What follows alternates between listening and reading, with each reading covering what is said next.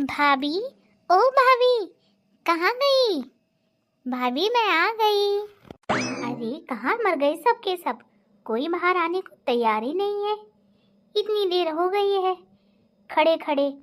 अरे कोई बाहर आएगा कि नहीं कि मैं घर वापस चली जाऊं? अरे जब किसी को बाहर आना नहीं होता है तो मुझे बुलाया ही क्यों है यहाँ?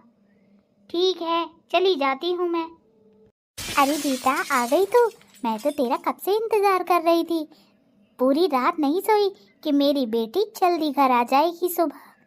रहने दो मम्मी, अगर आपको मेरा इतना ही इंतजार होता ना तो मेरी एक आवाज में बाहर आ जाती, मुझे इतना चिल्लाना ना पड़ता। अरे बेटा, ऐसी कोई बात नहीं है। वो क्या है ना कि तेरे आने की खुशी में मैं अच्छे अच्छे पकवान बना रही थी, इसी वजह से मुझे तेरी आवाज सुनाई ही नहीं पड़ी। अच्छा मम्मी, भाभी कहाँ है? मैं तो भाभी को आवाज लगा रही थी। अरे बेटा, वो ना अंदर आराम कर रही है। वो क्या है ना, कल रात से उसे बुखार चढ़ा है, इसी वजह से मैं सोच रही थी कि उसको आराम करने दूं ताकि वो सुबह अच्छे से उठ जाए और बढ़िया से काम करे। रहने दो मम्मी, भाभी को मेरे आने पे ही बीमारी चढ़ती है। बस मैं आ जाती हूँ और वो बीमार हो जाती है ताकि मुझे काम करना पड़े। कितनी कामचोर है भाभी। बेटा, कभी हमें अपने मुंह से किसी की बुराई नहीं करनी चाहिए। क्या पता उसको सच में ही ज्यादा बुखार चढ़ा हो। अगर उसकी जगह तू होती तो मैं तेरे साथ भी ऐसे ही करती। स्पेशल ट्रीटमेंट थोड़े दे रही हूँ अपनी बहू को। अरे दीदी, आप कब आई? बहुत देर हो गई है मुझे आए हुए। आपको आवाज लगा रही थी मगर आप होके अंदर आराम फरमा रही थी। मुझे तो लगता है भैया ने आपको पहले ही बता दिया था कि मैं आने वाली हूँ, तभी आपको बुखार चढ़ा है ना?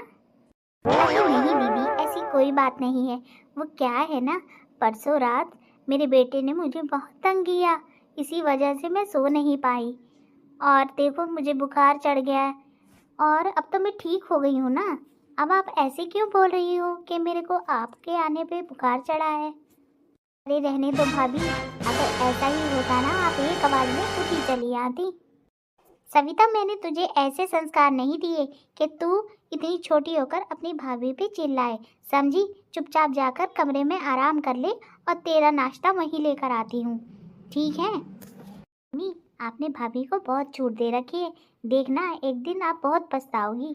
दीदी, मेरी आपसे कोई बैर नहीं है, मगर फिर भी आप मेरे बारे में इतना गलत सोचती हो। मैं आपके बारे में कभी ऐसा नहीं सोचती जैसा आप कह रही हो। आजी, आप देखो ना कि दीदी मुझसे कैसे बात कर रही हैं। मैं कभी उनके बारे में ऐसा नहीं सोचती। ये बेटा किसके चक्कर में पड़ रही है? ये तो खुद ऐसी ही है, गलत सोचने वाली। कोई बात नहीं, तू टेंशन मत ले। तू जाकर थोड़ा नाश्ता बना दे, फिर उसके बाद सारा काम मैं देख लूँगी। आराम कर लेना जाकर, ठीक है? ठीक है माँ जी, आप जैसा कहें। अब बता, क्या दिक्कत है तुझे? तुझे हमने ऐसे संस्कार दिए कि तू अपनी भाभी से ऐसी बात करे? देखा बेचारी कैसे रोते रोते गई है तेरी वजह से। कहीं ऐसा ना हो कि कल को वो मायके चली जाए तेरा रवैया देखकर।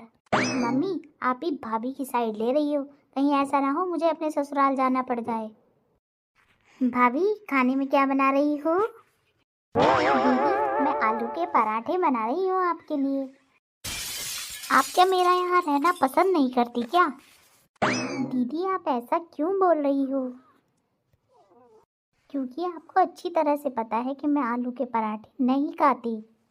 मगर दीदी, आपने तो मुझे बताया ही नहीं कि आपको आलू के पराठे पसंद है कि नहीं। वो तो मुझसे माँ जी ने कहा था कि आपको आलू के पराठे पसंद है, इसीलिए मैं आपके लिए आलू के पराठे बनाने चली थी। अरे मम्मी को क्या पता, पहले मैं आलू के पराठे खाया करती थी, अब मैं थोड़ा डाइटिंग पे हूँ। देखा नहीं मेरा वजन कितना बढ़ रहा है।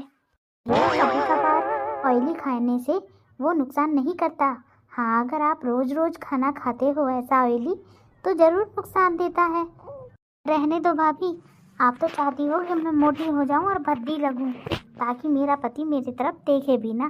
चली जाओ मेरी नज़रों से, मैं अपना नाश्ता खुद बना लूंगी, मुझे नहीं ज़रूरत किसी अरे गहरे की। सविता, तुम मेरे बारे में बहुत गलत सोचती हो, देखना एक दिन तुम जरूर पछताओगी।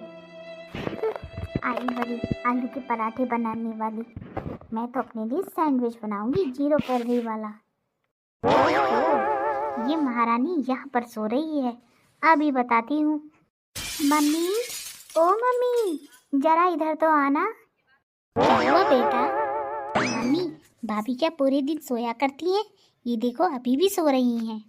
अरे बेटा, उसको बुखार चढ़ा है ना, मैंने उसे दवाई दी है। अभी वो गहरी नींद में सो रही है। दवाई का असर खत्म हो जाएगा तो जग जाएगी।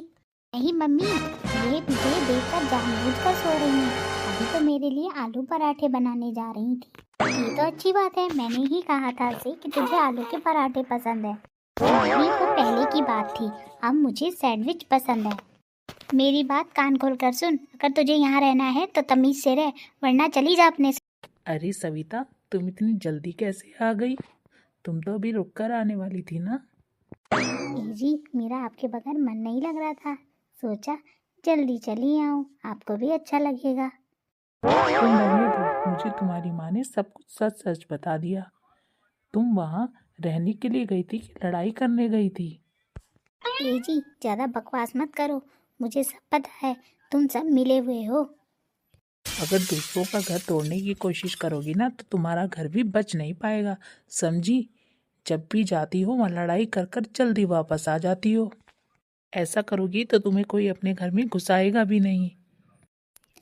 तुम अपने मुंह का शटर बंद करो, वरना मैं तुम्हें एक छापड़ मार दूंगी।